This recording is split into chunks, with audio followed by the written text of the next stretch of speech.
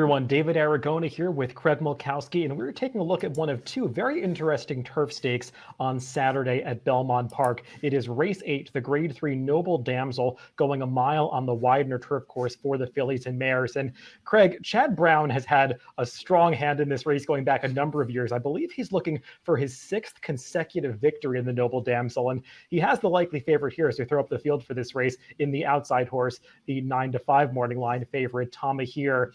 She's definitely the one that's coming in off the best last race, having won at Monmouth, but he also has the number 6, Love and Thunder, though I don't think that this race is just cut and dry and it's all about Chad Brown. There are many contenders to consider in this one. Yeah, there are. As you said, there's some other horses that look to be coming in really good form. And as for the favorite Tama here, I'm not sure she's going to have things as easy as she had last time. And, while I think she is probably the likely favorite, I'm sure you tabbed that right. I'm not sure she's a favorite that I'm going to be afraid to go against. Before we get into the major contenders, let's take a look at the pace projector for this race, because I think it's really important to highlight it, especially in regards to that likely favorite, the number 10 Tama here, because she's coming off a race where she got to control on the front end, but there's a little bit more speed in this one, Craig. It's the number 5, Shifty She, has some early speed. We also could see some speed from horses like Platinum Painter, Risky Mischief on the stretch out. So it feels like they could be having a competitive pace on the front end. Yeah, I would agree with the pace projector. I don't know if Shifty She will be in front of Tama here, but if she's not, Tama here is definitely going to have to work to get there. Shifty She's a horse who's done her best running up on the front end. She rated a little off the pace last time, didn't work very well, so I would assume they're going to try to go back to those tactics. And Tama here, she has stalked or come from a little off the pace in the past, but very recently, Chad Brown and the team, I think, have changed around her running style purposefully to get her more forward, because she is a horse that can get a little bit keen early in her races. Let's take a look at her victory last time out in the Violet Stakes from Monmouth, when she did just that. She got to control on the front end and was able to settle on the lead, kick away from this field in this stretch. She's stepping up to face a tougher field this time, as she just dominated these runners at Monmouth. But anytime a turf horse wins by 7 lengths, Craig, means they probably ran pretty well. Yeah, she is definitely in good form. And as you say, 7-length turf victories equate to probably double-digit wins on the dirt. So it was definitely a strong performance. I don't know that it was the strongest field. As you say, the pace pressure, and I put that term pressure in air quotes, was coming from her stablemate, Counterparty Risk. So I don't think it was all that tough of a field. And it was also a course that was yielding. We have it only listed as a 5 on our 1 to 10 scale on Timeform US. And you tend to get those runaway type performances on the grass much more often when the turf has a lot of give in it.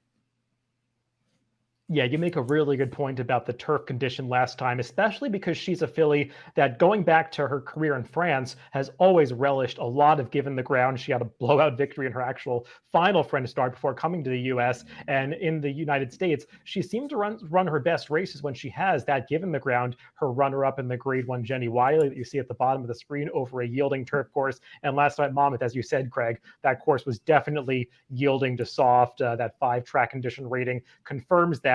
And I do think she's going to take a lot of money in this race, because this is one that, Craig, you had a bit of a disagreement with Andy Beyer about. Not that you discussed the race, but just look at the numbers that you gave it. Beyer's team gave it a 105, which is a clear standout in this race. I'm not sure that the rest of the field really stacks up to that number that she got at Monmouth last time, but it was a blowout victory, so she's probably going to take a lot of money for, as I said, that hot Chad Brown barn that's looking for its 6th consecutive victory in this race, though she is facing a real rival in the number 3 High Opinion. Let's take a look at High Opinion's last race in the Grade 2 Ballston Spa up at Saratoga, where she just narrowly lost in second. Craig, I thought she got a fantastic ride from Luis Saez this day, but I did pick her in this spot, so it's a little hard to watch this replay back. Oh, yeah, that was a tough defeat if you had her that day, because it looked like she was going to get there. She got a great ride, really good trip from Luis Saez, as he gave so many horses at Saratoga. I mean, he was just so good during that meet, but I don't think the ride really should overshadow the performance. She was really good that day, and she's certainly the main competition, in my opinion, here. Yeah, she's a horse that they tried to go longer with earlier and they were stretching out to a mile and a quarter. That just didn't work out. Getting back to the 1 mile to mile and a 16th distances has really woken her up in her last couple of starts. And I thought her effort last time was great. Viadera is just a classier horse and arguably ran a little bit better, but I thought High Opinion put in a nice effort to be second there. And if she comes back with a similar type effort in this Noble Damsel, I think she's going to be tough. And as we've said, as we've done a few of these videos in the past, the Tony Dutrow barn has been on a great run all throughout this year. And his horses just seem to keep showing up in these races. So I would definitely give High Opinion high marks in this Noble Damsel. Are some others to discuss, though, and a horse that actually has run against High Opinion in the past is the number 6 Love and Thunder, Chad Brown's other horse in this race. And let's take a look at her non-winners of 1 allowance victory last time at Belmont Park, going 7 furlongs. So she will have to stretch out a little bit going the mile in this race. But Craig, you can't ask for a horse to win any easier than she did in this spot, as Jose Ortiz is just barely shaking up the reins at her, and she runs away from this field at the end. Yeah, I thought this was a really nice performance, particularly at just 7 furlongs. You've talked about winning by big margins. It's even less likely to happen in a sprint, but it did it here. And not only that, she did it in a race where the pace was really slow. All of our fractions are coded in blue, indicating it was a really slow pace for that final time. And that generally tends to bunch fields up, but not in this case. She was just much the best. It was a race that was really tough to make a speed figure for because of that slow pace. Some of the horses got an upgrade, but I like the fact that she had actually run a little bit faster when she was going longer. And I think she's a horse who can easily jump up off that number. It was more a visual performance for me.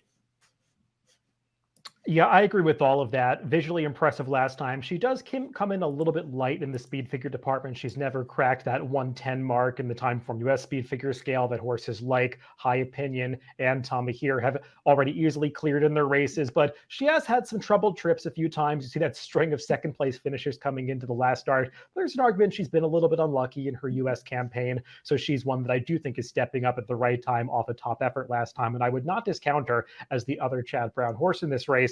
A horse that does have some nice speed figures is the number 5 Shifty She, who's coming out of a 4th place finish at Kentucky Downs last time. She was in good form throughout the summer and early spring, racing at Gulfstream, posting some nice speed figures there. And she is another horse that does have tactical speed and could make things difficult for Tommy Here on the front end. Yeah, she's definitely the one most likely to challenge Tommy Here for the lead. And, I'm a little bit wary of her because of the stats you're going to show here in a little bit. I do like that she comes out at a Kentucky Downs race. As I've mentioned before, I think it does give horses a little fitness, and it's continued to pay dividends in races I've watched at Belmont and Keeneland. But I'm a little bit lukewarm on this one. Yeah, I tend to agree. While she had that nice Gulfstream Park form earlier in the year, she wasn't facing fields of this quality down south. And 2 back in that De La Rose at Saratoga, thought she got a great trip, just was no match for Regal Glory. And last time in Kentucky Downs, again, didn't see a major excuse. And I do have a stat for Safi Joseph, who had a strong start to the year in New York and had a strong winter over at Gulfstream Park. But recently the barn has just gone very cold. He had a really bad Saratoga meet, and that's continued into Belmont. So at Naira over the past 3 months, going back to the end of July, he's over 42. He started a lot of live runners during that time also. It's not like they've all been big prices and just haven't had any success. So that makes me a little bit leery of Shifty She here. I don't think she's going to be that big of a price in this spot. Let's talk about one more contender before we show our picks, and that's the number 1 In a Hurry. The replay of her last race, Craig, I thought it was worth showing because she was a pretty dominant winner of this race, and I think we should never be surprised when these Shug McGaughey horses just continue to get better race after race, even into their 4- and 5-year-old seasons. Yeah, and I think that's exactly what happened. As we get to her picks, we'll see. I definitely have her in my top 4. She's been running some really nice speed figures. And again, she was just an easy winner, winning by multiple lengths here. It was a good trip that day, but she made that trip herself because she has good tactical speed. And that's what I like here. She's drawn inside.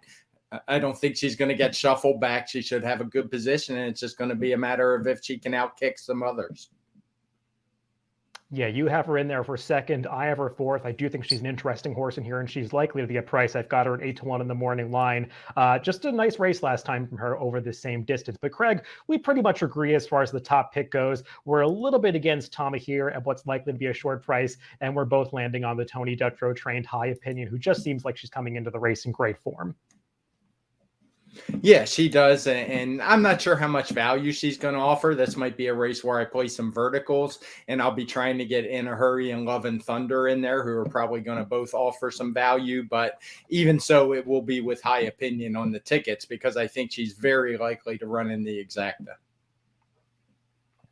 So it's number 3, high opinion for both Craig and I in the Grade 3 Noble Damsel on Saturday at Belmont Park.